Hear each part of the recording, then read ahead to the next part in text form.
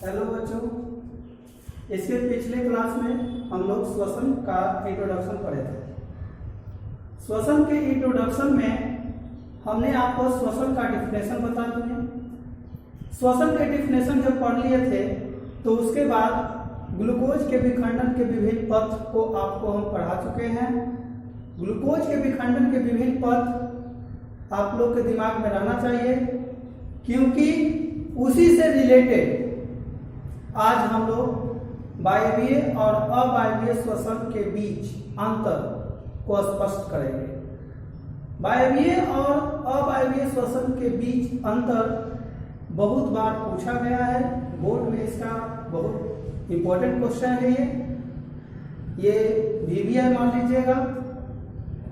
देखिए, कुछ हम जो बच्चे पिछले क्लास को नहीं देखे हैं वो देख लें, ज्यादा बेहतर से समझ जाएंगे। और नहीं अभी देखे हैं तो थोड़ा सा हम उसके बारे में रिकैप दे देते हैं, ठीक है, क्योंकि उसी से रिलेटेड हमको अभी समझाना है आपको। तो पिछले क्लास में ग्लूकोज के विखंडन के विभिन्न पथ के बारे में जानना बहुत जरूरी है। जो बच्चे को इसके बारे में पता नहीं है उन्हें बहुत दिक्कत होगी, इसलिए थोड़ा सा दिखा देते हैं कि कैसे टूटता है। तो ग्लूकोज प्रकाश संश्लेषण प्रक्रिया द्वारा बनता है पौधे में, और वही ग्लूकोज स्टार्च के रूप में पौधे में संचित हो जाती है, और वह स्टार्च को कार्बोहाइड्रेट के रूप में हम लोग भोजन के रूप में शरीर में ग्रहण करते हैं, और वह कार्बोहाइड्रेट हमारे पाचक रस के द्वारा सिंपल साधारण अणु में परिवर्तित होकर ग्लूकोज का रूप ले लेती है, और वह ग्लूकोज परिवहन तंत्र के द्वारा रक्त से होते हुए सभी कोशिकाओं में पहुंचती है। परिवहन तंत्र के द्वारा ऑक्सीजन भी रक्त के हीमोग्लोबिन के साथ सभी कोशिका पर पहुंचती है। कोशिका के अंदर वह ग्लूकोज का विखंडन होता है। उस ग्लूकोज के विखंडन करके ऊर्जा को प्राप्त करना ही श्वसन कहलाता है। ये सब आपको हम बता चुके हैं, ठीक है। तो अभी थोड़ा सा हम लोग देख लेते हैं कि देखिए बाबू, यहाँ कोशिका के अंदर ग्लूकोज मौजूद है, पहुंच गया तो C6H12O6 यह क्या है? ग्लूकोज है।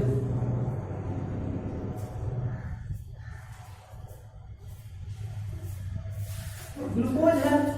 यह कहां पहुंचा है? कोशिका द्रव के अंदर।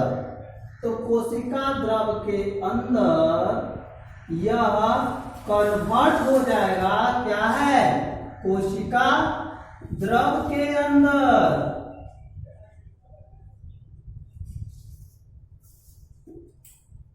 द्रव के अंदर पाइरुवेट बनता है, 3 कार्बन वाला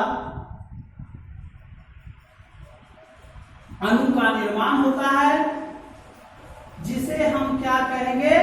पाइरुवेट। देखिए, सिंपल चीज है। जैसा ही ये कोशिका के अंदर जाएगा तो यह कोशिका द्रव के अंदर पाइरुवेट का फॉर्मेशन करता है, ठीक है। यह पाइरुवेट वायवीय और अवायवीय श्वसन दोनों में बनती है। इसके आगे के चरण में वायवीय और अवायवीय श्वसन में डिफरेंस पता चलेगा। चलिए देखिए क्या करते हैं हम यहां से। अगर उसके अंदर पर्याप्त मात्रा में, पर्याप्त मतलब कि जितना जरूरत है, काफी मात्रा में ऑक्सीजन उपस्थित है, O2 उपस्थित है,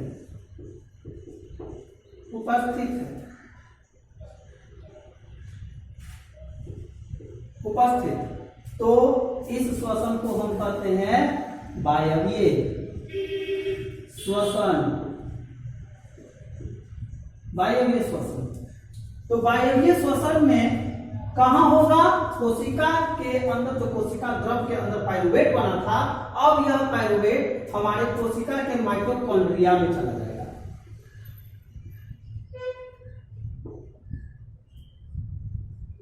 माइटोकॉन्ड्रिया के अंदर चला जाएगा और वहां पर कुछ एंजाइम की सहायता से यह विखंडित होकर 3 कार्बन वाला अणु विखंडित होकर CO2, H2O और ATP का निर्माण करता था। ठीक है, इसमें ATP लगभग 36 से 38 ATP बनता है। देखो 36 से 38 ATP बहुआ 36 से 38 ATP क्यों बोल रहे हैं? क्योंकि यह एक ऊर्जा का मुद्रा है, करेंसी है, इसलिए इसे हम गिन सकते हैं कितना ATP है। ATP का फुल फॉर्म भी बता चुके हैं पिछले क्लास में, एडिनोसिन ट्राइफॉस्फेट। ठीक है, तो 36 से 38 ATP बहुत ज्यादा एनर्जी बना। इसके बाद हम क्या बताए थे? अगर ऑक्सीजन अनुपस्थित है, ऑक्सीजन क्या है? अनुपस्थित। सब पिछला क्लास में आपको बता दिए हैं, लेकिन जो बच्चे नहीं देखे थे उनके लिए विशेष करके ध्यान से देखिए। इसको हम कहते हैं अवायवीय श्वसन। यह भी कोशिका द्रव के अंदर ही यह पूर्ण होता है। इसमें ग्लूकोज का आंशिक विखंडन होता है, पूर्ण रूप से विखंडन अवायवीय श्वसन में नहीं होगा। ठीक है, तो आंशिक विखंडन होकर इसमें उत्पाद के रूप में आपको इथेनॉल मिलता है, C2H5OH। इसके अलावा आपको कार्बन डाइऑक्साइड CO2 भी मिलेगी और इसमें ATP का मात्रा कम होती है। ध्यान से याद रखिएगा, अवायवीय श्वसन में ATP कितना बनेगा? 2 से 3 ATP, लगभग 2 ATP बनता है। ये सब कहानी आप जब 11th क्लास में जाइएगा ना, तो 36 ATP, 38 ATP, चाहे 2 ATP एकदम गिन लीजिएगा, उसमें पढ़िएगा ग्लाइकोलाइसिस। यहाँ पर होता है ग्लाइकोलाइसिस, ग्लाइकोलाइसिस के बाद यहाँ पर क्रेब साइकिल C3 ये सब चलता है, तो ये सब पढ़ना है आपको। तो जो बायोलॉजी आगे पढ़ेंगे 10th के बाद, तो उसके बाद इसको बहुत अच्छा से जान जाएंगे सर क्या बताते थे। 2 ATP, चाहे 38 ATP, 36 ATP सब गिन लीजिएगा जब ग्लाइकोलाइसिस ये सब पढ़िएगा सब। लेकिन अवायवीय श्वसन में ही वो आता है एक और, जब ऑक्सीजन का अभाव हो जाता है। ठीक है, एक और समझते हैं क्या? जब आपके बॉडी में ऑक्सीजन की कमी हो जाए, कमी को ही अभाव कहेंगे। ऑक्सीजन की कमी हो गया तो आपके मांसपेशी में ये कहां होगा? मांसपेशी में, मांसपेशी के अंदर लैक्टिक अम्ल का फॉर्मेशन होता है इसमें। ठीक है, लैक्टिक अम्ल का निर्माण होगा और आपके मांसपेशी में क्रैम्प होने लगेगा और आपको दर्द महसूस होगा। तो दर्द को कम करने के लिए आप क्या करेंगे? रेस्ट करेंगे, घर पर बैठेंगे, थोड़ा हवा वाला क्षेत्र में बैठेंगे, तो आपके बॉडी में ऑक्सीजन की मात्रा बढ़ेगी, जिसके कारण से लैक्टिक अम्ल का विखंडन होकर आपको वह लैक्टिक अम्ल पूर्ण विखंडित हो जाएगा और आपको ऊर्जा की प्राप्ति होगी। तो बच्चों यहाँ तक हम लोग देख लिए थे। तो अभी हम लोग क्या डिस्कस करते हैं? वायवीय और अवायवीय श्वसन के बीच अंतर। तो देखिए यही चीज तो है, अब इसी चीज को हम करते हैं। देखिए ज्यादा कोई दिक्कत नहीं होनी चाहिए, क्योंकि यही सब चीज में अंतर में आपको लिख देना है, बस अंतर लिखा गया। तो देखिए सबसे पहले बच्चों उतना हम लिखेंगे तो संभव नहीं है ऑनलाइन क्लास में कि हम आपको सारा नोट्स लिख करके दें। तो इसके लिए आप मेरी बातों को सिर्फ ध्यान से सुनिएगा और जो बात आपको महत्वपूर्ण लगता हो, भूलने लायक हो कि हम इस बात को भूल जाएंगे, उस बात को आप कॉपी लेकर के बैठिए और कॉपी पर नोट कीजिए। इतना सोचिएगा कि अब हर चीज हम आपको बोर्ड पर लिख के दे देंगे तो थोड़ा कठिनाई होती है, उसमें समय बहुत ज्यादा लगेगा, ऑनलाइन क्लास आपका फास्ट नहीं चलेगा, सिलेबस समय पर समाप्त नहीं हो पाएगा ना, इसीलिए। चलिए देखिए, हम लिख देते हैं वायवीय श्वसन।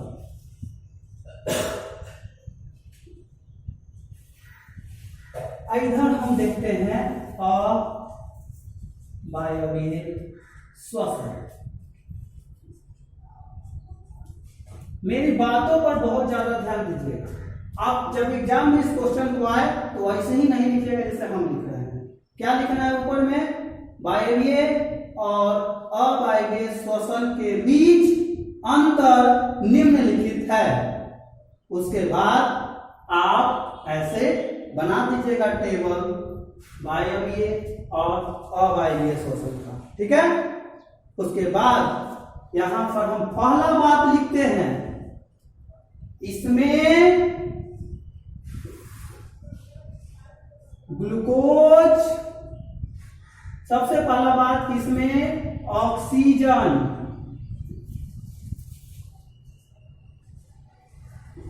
ऑक्सीजन की उपस्थिति होती है, उपस्थिति होती है। इधर क्या लिखेगा?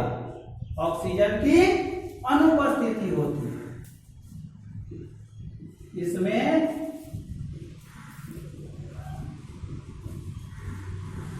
ऑक्सीजन की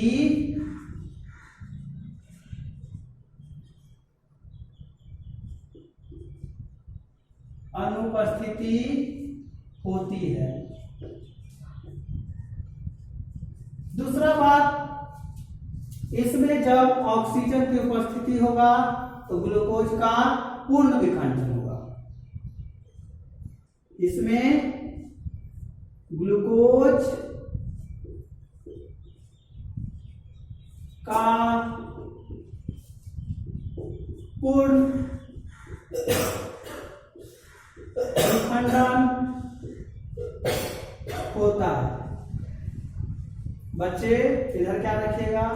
इसमें यहां पर हम मिस्टेक कर दिए थे, चलिए कोई बात नहीं। देखिए यहां पर सेकंड नंबर देखिए, इसमें ग्लूकोज का आंशिक विखंडन होता है। इसमें ग्लूकोज का आंशिक विखंडन होता है। सेकंड, तीसरा बात हम क्या जानते हैं?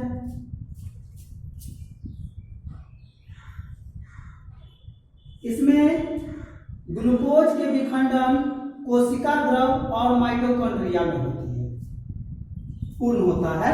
इसमें ग्लूकोज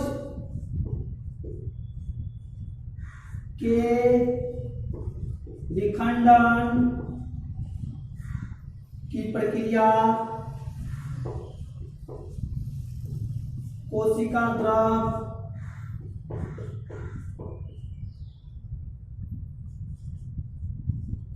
द्रव तथा माइटोकॉन्ड्रिया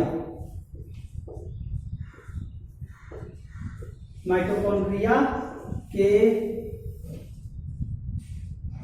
अंदर पूर्ण होती है। इधर क्या ध्यान देंगे?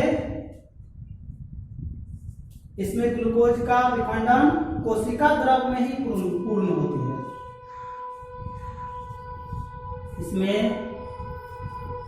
ग्लूकोज के विखंडन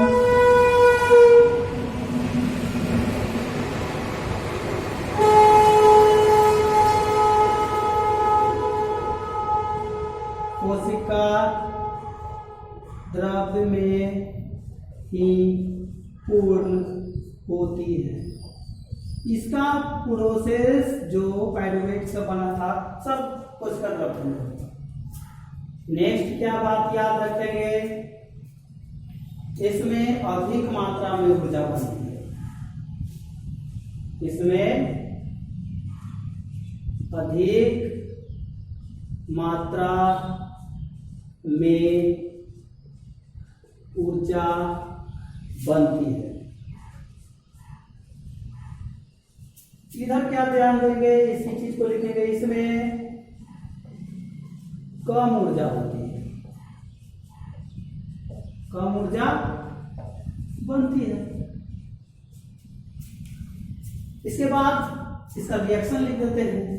इसका रिएक्शन था C6H12O6, ऑक्सीजन के प्रेजेंट हो रहा है, इसमें एंजाइम भी काम करता है, एंजाइम काम करता है और क्या बन जाता है CO2 H2O ATP अधिक। इस एरो का मतलब समझिएगा कि अधिक है, ATP ज्यादा है। और इधर क्या लिखेंगे, इसका रिएक्शन 6H12O6, इसमें बना था, ऑक्सीजन नहीं था लेकिन एंजाइम है, एंजाइम काम करेगा, एंजाइम होगा, इसमें एंजाइम काम करके इसको इथेनॉल C2H5OH प्लस CO2 और ATP का फॉर्मेशन कर देगा। कम मात्रा में इसमें ATP का निर्माण होता है, ठीक है। और इसमें बहुत सारा अंतर है, उतना हम लिखा रहे हैं, आपको समझा देते हैं। इतना ऐसे लिख लीजिएगा, इसका स्क्रीनशॉट ले लीजिएगा आप लोग, तो आपको समझ में आ जाएगा कि हमको परीक्षा में क्या लिखना है। एग्जाम में इतना लिखने लायक बहुत अच्छा है। इसके बाद भी बता देते हैं, वायवीय श्वसन उच्च वर्गीय जीव में होता है। उच्च वर्गीय जीव में इसलिए होता है कि उच्च वर्गीय जीव को अधिक मात्रा में ऊर्जा की आवश्यकता पड़ती है, परंतु जो निम्न श्रेणी के जंतु हैं, छोटे जीव हैं, उनको कम मात्रा में भी ऊर्जा से काम चल जाता है।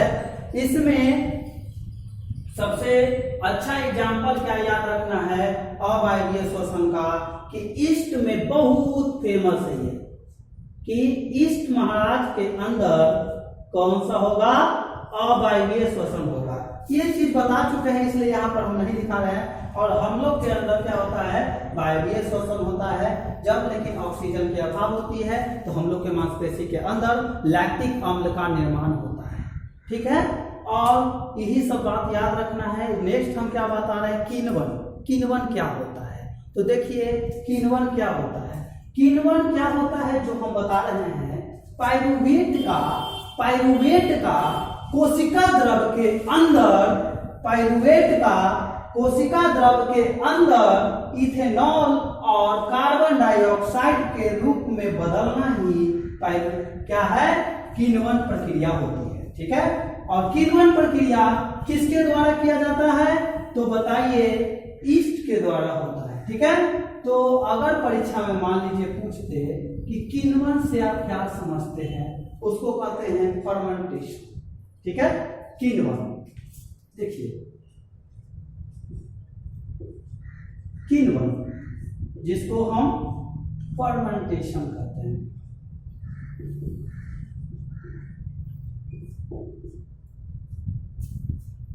इसमें इस प्रक्रिया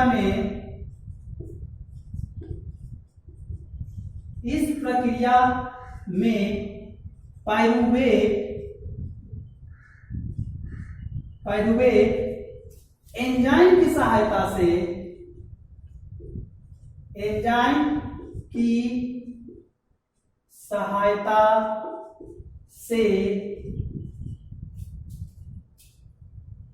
इथेनॉल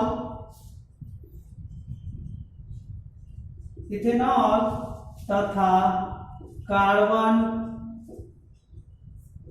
डाइऑक्साइड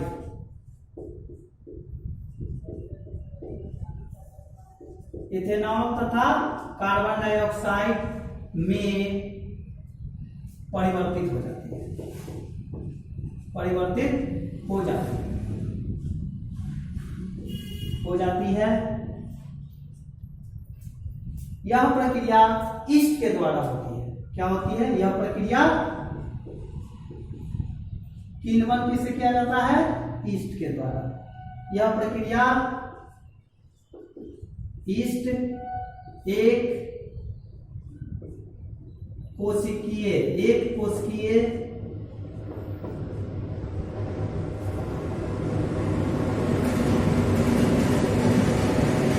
सूक्ष्मजीव ईस्ट एक कोशिका वाला सूक्ष्मजीव होता है जो विखंडन की क्रिया को यानी कि किण्वन की क्रिया को करती है। यह ईस्ट के द्वारा होती है।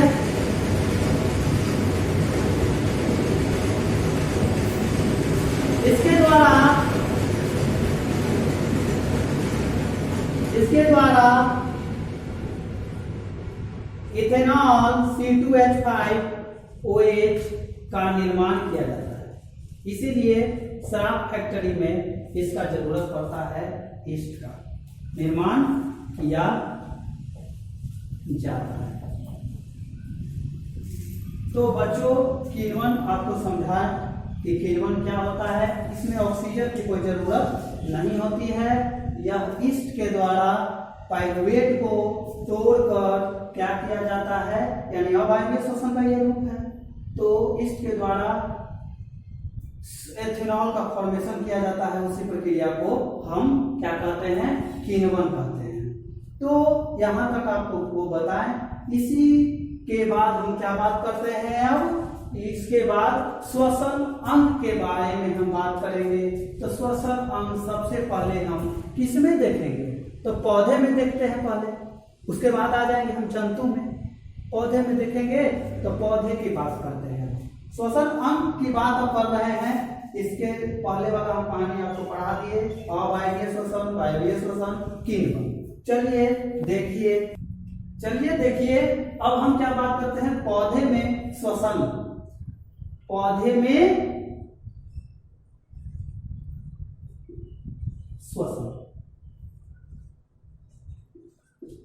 में श्वसन की बात करते हैं। तो देखिए, मान लीजिए ये एक हम छोटा सा प्लांट की बात करते हैं।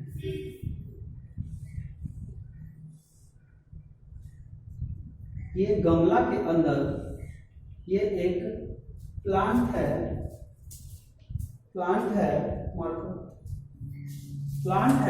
जिसमें इस पौधे के अंदर, पौधे में देखिएगा तो आपको पत्तियां मिलेगी।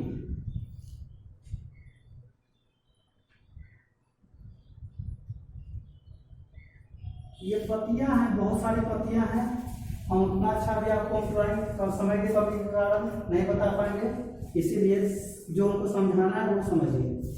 ये जड़, तो जड़ के अंदर अब सबसे पहले बात करते हैं, इसमें पौधे में श्वसन क्रिया किसके द्वारा होता है? विसरण के द्वारा।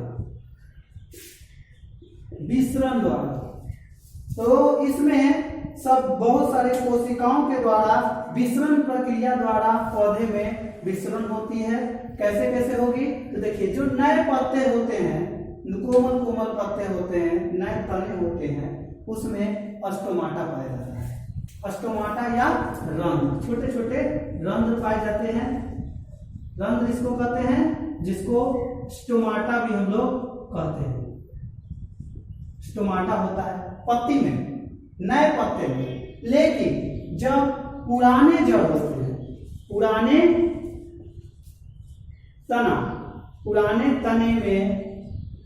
तने में या पुराने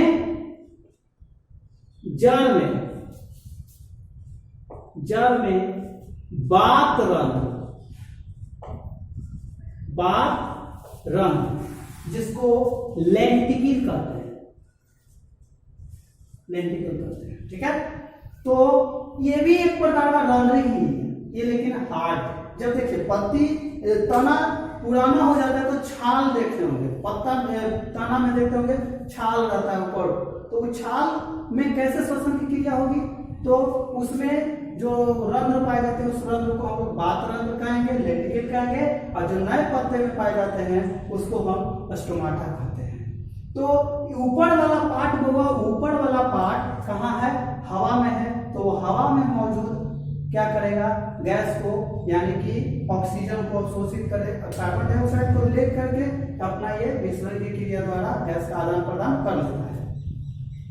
जड़ में क्या हवा, तो अब जड़ के अंदर मिट्टी में देखिएगा तो मिट्टी में पूरा तो नहीं, उसमें छोटे छोटे कैपिलरी पाए जाते हैं, छोटे छोटे स्पेस होते हैं, तो उस स्पेस के अंदर जो मौजूद ऑक्सीजन होता है उसको मूल रोम अवशोषित कर लेता है, ठीक है, और उसको मूल रोम अवशोषित करके अपना ये विसरण श्वसन की क्रिया यहाँ पर कर लेगा, ये मूल रोम जड़ में मौजूद। इसीलिए ज्यादा दिन तक अगर हम मिट्टी में पानी भर देते हैं तो वह पेड़ सूख जाता है, क्योंकि उसके अंदर जब हम पानी भर देंगे तो हवा तो मौजूद रहेगा नहीं मिट्टी के अंदर, तो वह उसको ऑक्सीजन मिलेगा नहीं, गैस मिलेगा नहीं, जिसके कारण से वह मर जाता है। दूसरी बात, अब क्या, ये कैसे स्थलीय पौधे में, लेकिन जल में रहने वाले जीव में एडेप्टेशन होता है जल से अवशोषित करना ऑक्सीजन का, इसीलिए वो जल से अवशोषित कर लेते हैं जलीय जीव।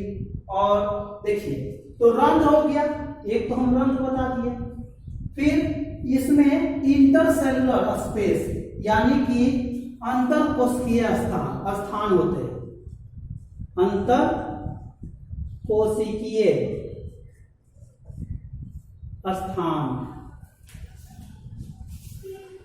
अंतर कोशिकीय स्थान होते हैं, जिसके द्वारा उसमें भी कुछ गैस भरे रहते हैं, उसके द्वारा भी गैस का आदान प्रदान होता है। तो पौधे में याद रखिएगा, पौधे में श्वसन की प्रक्रिया, पौधे में मौजूद रंध्र, पात्ररंध्र, अंतर कोशिकीय स्थान से विसरण विधि द्वारा होती है। क्या याद रखेंगे कि पौधे में श्वसन प्रक्रिया विसरण विधि द्वारा पौधे में मौजूद रंध्र, पात्ररंध्र और अंतरकोशिकीय स्थान से होती है। आज हम पौधे में आपको श्वसन पढ़ा दिए, नेक्स्ट हम लोग पढ़ेंगे क्या, नेक्स्ट लेक्चर में हम आपको बता देंगे कि ह्यूमन में रेस्पिरेशन, मानव में श्वसन पढ़ेंगे, कुछ जंतु में भी, छोटे छोटे जंतु में पढ़ा देंगे उसके बारे में भी। तो इसको बढ़िया से पढ़िए आप, और चैनल जो YouTube पर ये चैनल बनाया गया है उसको सब्सक्राइब कीजिए कि ऐसा वीडियो आप लोग को समय पर मिल जाए, ठीक है। और हम लोग को उत्साहित कीजिए, ये जो हम ग्रुप बनाए हैं हम, कुंदन सर और एक नए सर हैं फिजिक्स के लिए, सनोज सर, उनको भी उत्साहित कीजिए, बहुत अच्छे से पढ़ाएंगे तब। और मैथ क्लास का भी वीडियो डाला जाएगा, अभी थोड़ी देर में डाला जाएगा, इसीलिए आप हम लोग को बूस्ट कीजिए, जिससे आपको बहुत अच्छा वीडियो मिले और आप भी खुश रहें, सेफ रहें, घर पर रहें, सेफ रहें, और हम भी सेफ रहें। कोचिंग नहीं जाएंगे तो हम भी सेफ रहेंगे, इसीलिए ठीक है, बाय, मिलते हैं अगले लेक्चर में।